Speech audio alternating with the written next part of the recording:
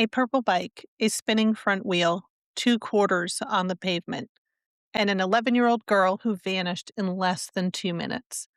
On January 2nd, 1999, in a quiet Mesa neighborhood, Mikelle Biggs walked outside with her little sister to wait for the ice cream truck. Minutes later, she was gone. No screams, no struggle, no trace. This is one of the tightest abduction windows in American criminal history, and 25 years later, investigators still believe this case can be solved. Let's talk about Mikelle. Hey, coworkers. Welcome to Coworkers in Crime, the podcast where office chatter meets crime discussion. I'm Rachel. And I'm Crystal. Yes, we really do work together. And yes, we're totally obsessed with true crime. From water cooler whispers to cold case deep dives. We're here to bring you stories that keep us chatting way past our coffee breaks. So grab your coffee, lock your desk drawer, and let's get into this week's case. Every time we cover a case involving a child, there's this moment where the facts just hit a little different. And with Mikelle, it's immediate. The timeline is so impossibly small that it doesn't even feel real. Except that it's documented. Mesa Police have said repeatedly, including in a 2024 update, that the window was 90 seconds to 2 minutes. How short is that? That's so fast. I mean, like waiting for a moment. That's well timed. That's so fast. Barely turn your head. Before we get into that timeline, let's talk about who Mikelle was, because she wasn't just the girl on the bike. She was a whole person. Yeah, Mikelle Biggs was 11, artistic, quiet, loved books. She played clarinet, loved drawing. Her mom, Tracy, has said that Mikelle wanted to be an animator. She was also in school. She was in a Future Scientist and Engineers of America club. She had this mix of creativity and curiosity that feels so specific for that age. That's just an 11-year-old that knows and has that many unique interests. I mean, and the world is still so wide open to her. Her sister Kimber has talked about that day in interviews, how sunny it was, how excited they were to hear the ice cream truck music getting closer. Mm. You can almost hear that in your head, right? Like, I'm thinking back to, growing up and you'd hear the ice cream truck and you'd, grab whatever change you could find and run out the door to get your ice cream, just like normal childhood stuff. Yeah, we used to keep a cup of change and dollars at the front door. When my daughter would hear that truck, she would just go running. She would yank that cup up and go run outside and grab grab her ice cream. But I mean, can you imagine that sound becomes haunting, I'm sure. Yeah, I can't imagine hearing ice cream truck sound and not think of, my sister or my friend, whatever the case may be. And I mean, that's just the sound of a summer day or, a warm afternoon, depending on where you are in the country. That's an everyday sound. So it's around 6 p.m. The girls are outside near Toltec Street and Elmora Avenue, and they can hear the ice cream truck. It is that close that you can hear the music. And Mikelle is just riding her purple bike in small circles. Kimber runs inside for a minute, literally a minute, to get her jacket and tell her mom that the truck is coming. And when she comes back out, Mikelle is gone. The bike is on its side, the front wheel is still spinning, and two quarters are on the ground. The spinning wheel, I think, is one of those, like, movie moments, You think about you just see the wheel spinning in dramatic moments, so whatever happened so instantly that she comes outside and the wheel's still turning. That's chilling. It is chilling. It literally gives me chills. So does the speed of this abduction point to planning or impulse? Or maybe a mix of both, like planned it and then the time happened to be right, Yeah. like that kind of impulse? I think too, I mean, I don't know how, they don't think that planning or forethought doesn't mean weeks in advance. Planning could be in that moment. You see this person, you decide this is what you want to do, and you're like, let's go. And the moment is where she is alone in just enough time that you see that front door close, the other daughter's gone, and you just run and grab. I mean, yeah, I could see that being some part of planning, whether the onset of the planning was impulsive or not. You have to plan that out. The search for Mikelle became one of the largest in Arizona history. Hundreds of volunteers, officers, helicopters, and dogs.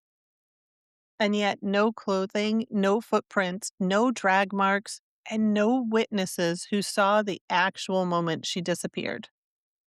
It does make me think, like, how far could this person have gotten with her that quickly to not even see or hear any vehicles? I mean, within that time frame, you would think, okay, I heard a car or I heard this. I just had to get away that quick and just nothing. It's so fast that it's almost she disappeared in thin air.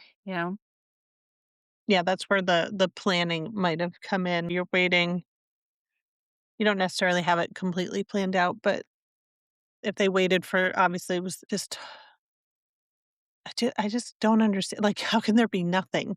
I mean, I know this is before cell phones, so people weren't on their cell phones taking videos of their kids playing outside in the streets, or we don't know how many kids were out on the street that day, Well, it's a neighborhood, so it's like and I'm looking I did look to see, like, how many neighbors I mean, it's a normal neighborhood, so it's it's, like, did they get her into another neighboring house or pull her into a garage or something? Like, how could you get her that fast? So I, like, went to look for a picture, and it's just a normal neighborhood. So if she just disappears out of this normal neighborhood, they couldn't have gone that far down the road, so did they pull her into a local garage or something, like, somewhere where they had to quickly get her 'cause she could have been in any vehicle, just yeah. So before we move on to the investigation, we need to talk about something that changes how you understand this entire case, and it's something that we covered a few weeks ago, and that's the Amber Alert system, because in 1999, when Mikkel disappeared, Arizona did not yet have an Amber Alert system. The national rollout didn't happen until 2002, and that matters because today alerts go out instantly. Your phone buzzes, highway signs light up, media erupts into programmed televised, "Here's what's happening," but in 1999, none of that existed yet. Mesa Police have said that the early hours of Mikkel's case was handled with the tools that they had: landline calls, door to door canvassing, and neighborhood volunteers. That's like molasses compared to what happens now, and I guess you don't know any different then, but to think that we would have to go back to that if someone disappeared today, knowing how fast we can get the word out with social media and all the things we have at our disposal today, it just feels so slowed down. Which is And why I I think wonder they how have all those rules in place for the Amber Alert. Because I think if we blasted out everything over and over and over again, people it would just become background noise to people, and they wouldn't I think they might stop paying attention. Mhm. And would it have been any different in this case? Because, again, I think she might have just been pulled in somewhere close by because the houses are so dense and everything's so close together. Was she actually on the road? What would you be saying to look for? Who was she last seen with? Would she even qualify for Amber Alert? Because, again, didn't they have to know certain things to use Amber Alert? There's certain Right. criteria, so they can't even say last seen in this vehicle, last seen with this person, last seen. I guess they could just release her picture, but just I don't even know if it would've helped. I still am baffled when we're covering cases from 1999 that the Amber Alert wasn't rolled out nationally at that time. Cases like McCall's and Amber Hagerman's before her exposed the gaps. They showed how fast a child can disappear and how slow the system was to respond. So let's talk about the man that's been the primary person of interest for decades, D. Blaylock. Blaylock lived in the neighborhood at the time. He was a convicted sexual predator, and according to ABC's 15's 2024 investigation, he attended a block watch event for Mikkel just 10 days after she vanished. And there's video of him there just calm and blending in. That's very eerie. I don't know how I feel about that. I mean, I That's do know usually how I what feel about that. happens, though. That's, like, creepy, and yes, you're right, that is usually what happens, which is why they look at all those things for investigations. That's just ugh. Makes my skin crawl. Months later, he was arrested for unrelated violent crimes. He's still in prison, and Mesa Police confirmed in 2024 that he remains the primary person of interest. Detective Sipe says investigators believe Mikkel was abducted in an incredibly small window of time, about 90 seconds. And in his interview, he talks about between the moment her sister Kimber walks inside and comes back out that her bike's abandoned. So everything we've already told you. Um, but according to Mesa PD, their main suspect became the neighbor, D. Lee Blaylock, who at the time was considered a high level sex offender living nearby. When police first questioned him, his wife and sister in law gave an alibi for him, saying that he had been home all evening. But years later, after Blaylock was convicted in an unrelated violent sexual assault case and sentenced to 187 and a half years in prison, both women recanted. They admitted they had lied and said Blaylock had actually been gone for a period of time the night Mikelle disappeared. Detective Sipe told Dateline that department's the department's theory is that he had been drinking in his garage watching football, noticed her alone. After the sister went inside, he abducted her in what police believe was a crime of opportunity. So they believe that she was sexually assaulted and killed after being taken from the neighborhood. Blaylock had repeatedly denied involvement. Mikelle's parents later met him in prison and said they personally believed he was lying. Even with the department's theory and the recanted alibi, Mikkel's case remains officially unsolved. Um, I mean, it's this is what we've talked about before. Like justice is so immeasurable. You know, her parents believe, yeah, he's lying. He did it. They feel he did. Um, and his wife and sister-in-law recant everything. He's spending 187 years in jail. So you feel like, okay, at least the person we believe did it isn't out walking around in the neighborhood, right? But he is not named and being punished specifically for what he did to their daughter. So if he's not really being held responsible for it, how's that feel? And I wonder what's missing to connect the dots. There's no video, there's no DNA, there's no, I mean, they don't have anything connecting. I guess that kind of missed me because they found her, right? I think she's still missing. No, she has not been found. Okay, That's awful. that's awful. Okay. Mikelle's case has collected a lot of misinformation. Myth one, there's there was witnesses who saw a man grab her, but in reality, there were zero eyewitnesses. And myth two is the ice cream truck driver was a suspect, but the police cleared multiple drivers early in the investigation. Myth three, there was a dollar bill from 2018 that was found that had a message on it that said, "My name is Mikelle Biggs." That message has been debunked as not real. And myth number four, if Amber Alerts existed, this case would have been solved. We can't say that. Only that the response would have been different. And I agree with that one too.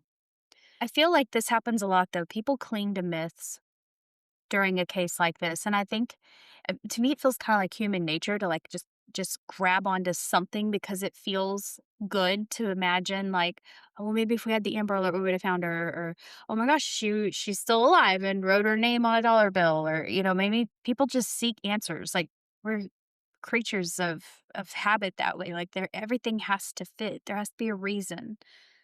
Why is always the question, right? I mean, but Right. why do you think we cling to like these crazy myths? I think because people want to create that outcome. Like if the Amber Alert existed, this case would have been solved. We don't know that.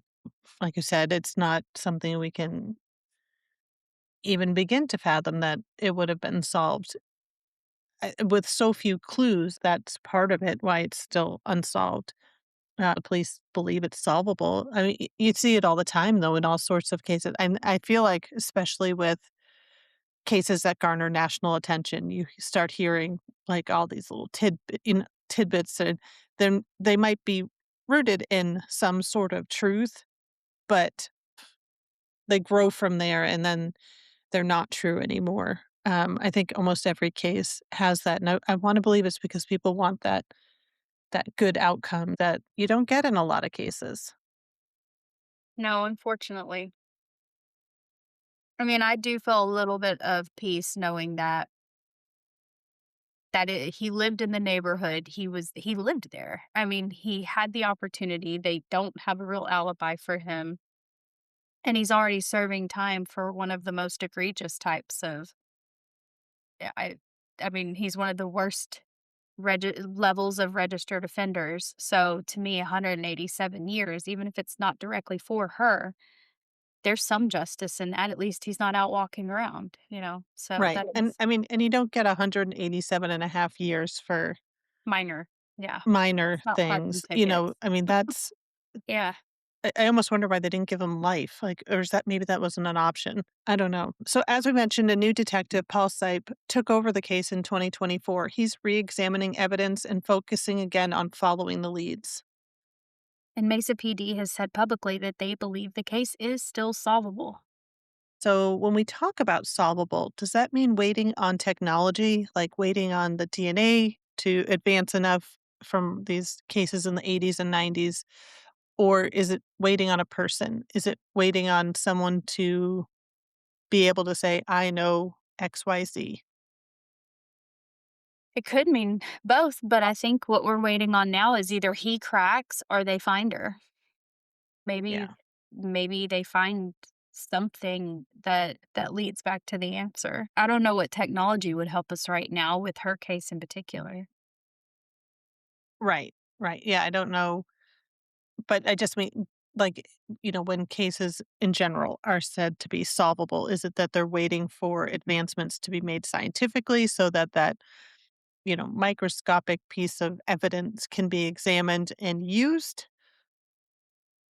Would they Because when but you would think they about all those, his vehicle and his garage like, for him for solvable here or in I guess, yeah, it could be either. I just mean for this one, what are we what would we even I feel they're so stuck here, but what if they know more than I mean, they obviously know more than we know. Like, if they're still saying solvable in this case, what do yeah, they there's know? got to be a lot they're not releasing, There and has to be they something they shouldn't. know. Yeah, sure. It's like a lot of cases where they don't have, the victim, and a person still gets convicted, but it takes a lot of other evidence, DNA and circumstantial and all the things we talk about, the cell phone, and, you know, we don't know what we don't have in this case because there wasn't a lot out there, and this is a case, again, that, I don't remember hearing much about this Mm-mm. in that time. Yeah, I don't remember this one at all.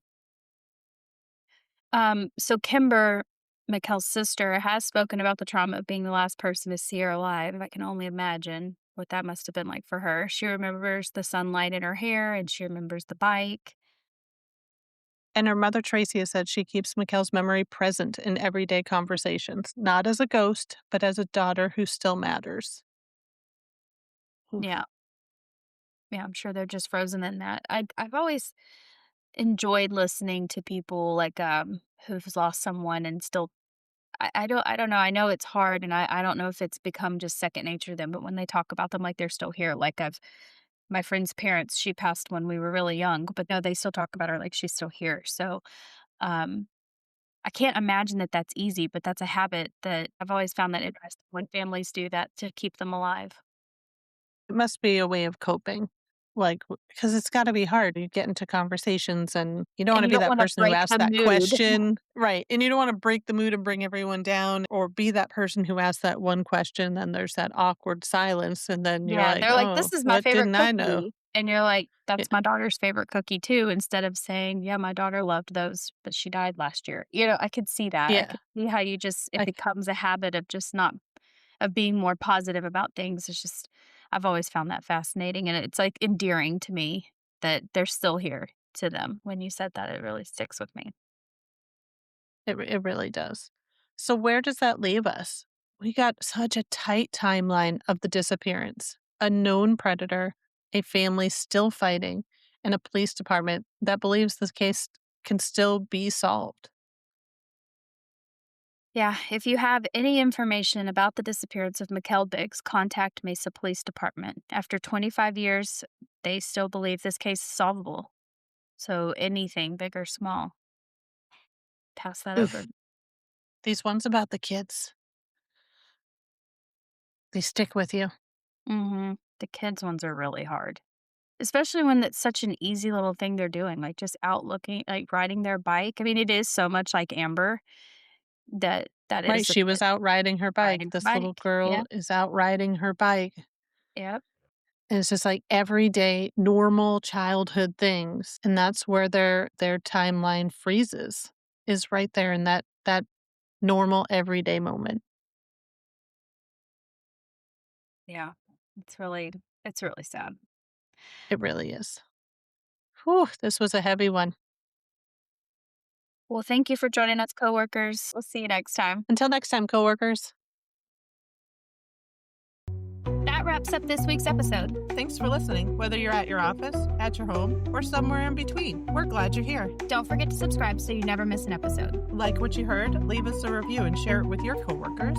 Got a case you want us to cover or office drama that feels criminal? Send it to us at coworkers.crimepodcast@gmail.com or check the episode notes for all of our social handles. Until next time, coworkers. Stay curious, stay safe, and stay caffeinated.